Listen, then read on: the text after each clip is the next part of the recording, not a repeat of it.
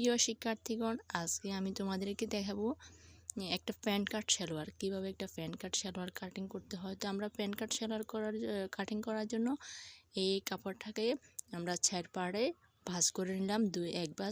এক ভাঁজ দিলাম আমরা। এখানে 4টা পার্ট হলো। এই যে আমি কাপড়ের খোলা ছাড়টা এটা ছড়ার দিকে যেটা ওটা কোমর দিয়ে রাখছি, কোমর ছড়ার দিকে যেটা ওটা উপর দিকে রাখছি, আর যে বন্ধ ছাড় যেটা ওটা আমি মুহুর দিকে রাখছি। ঠিক আছে, আমি সালোয়ারের জন্য এইটা নিলাম কত লম্বা 38 ইঞ্চি। আর এখানে দেখতে পাচ্ছ রাবার ঘর হচ্ছে কত 2 ইঞ্চি রাবার ঘর। আমার সালোয়ারটা যখন আমি সেলাই করব তখন আমার কাপড়টা যেহেতু কমে যাবে, এই জন্য আমি অবশ্যই আমার লম্বা যেন ঠিক থাকে, এই জন্য আমি আলাদা এই যে বর্ডার লাইনটা আলাদা কাপড় দিয়ে বসাবো, তাহলে আমার সালোয়ারের সেলাই করার পর লম্বা অবশ্যই ঠিক থাকবে। আর যেহেতু এটা হলো প্যান্ট কাট সালোয়ার, এই জন্য আমি এখানে এটার হাইয়ের নিচে কত তোমরা কি দেখতে পাচ্ছ এখানে? হ্যাঁ, এখানে 17 ইঞ্চি নিলাম। এই যে 17 ইঞ্চি, এই 17 ইঞ্চি দাগটা আমি এখানে নিলাম। আমি সেলাই করার পর 15 ইঞ্চি থাকবে। ঠিক আছে, 15 আবার উপর দিকে কমলে অবশ্যই 14 থাকবে, 15 না 14 থাকবে। তো আমি 17 ইঞ্চি এখানে নিলাম। তোমরা অবশ্যই 17 ইঞ্চি নিবা, তাহলে সেলাই করার পর তোমার অবশ্যই 14 ইঞ্চি থাকবে।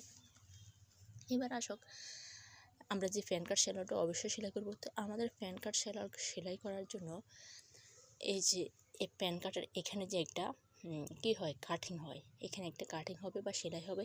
তো এই সেলাইটা আমরা এই যে উপর থেকে মানে কোমর অংশ থেকে কিভাবে সমান রাখবো, এখানে একটা সেলাই হবে। ঠিক আছে, এই কাপড়টা এখানে একটা সেলাই হবে, এইভাবে সেলাই হবে। তোমরা কি দেখতে পাচ্ছ?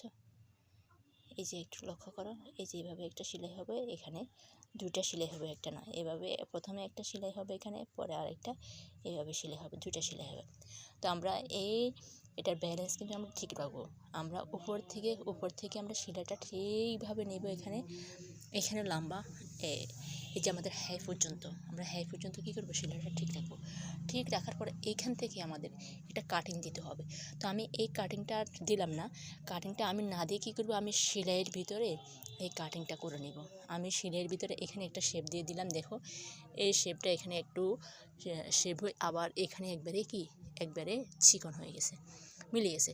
তো আমি এখানে এই প্যান্ট কাটের এই শেপটা দিয়ে আমি প্যান্ট কাটটা করে নেব।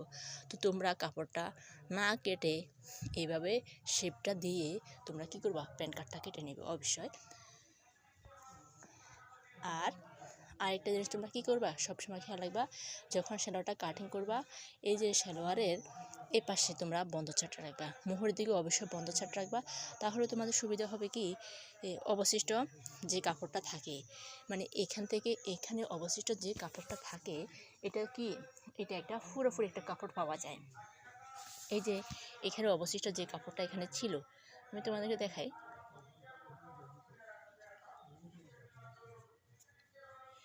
এই যে অবশিষ্ট এখান দিয়ে আমরা যে কাপড়টা পাই, এখানে যে কাপড়টা পাই, এটা কিন্তু আর কাটা থাকে না।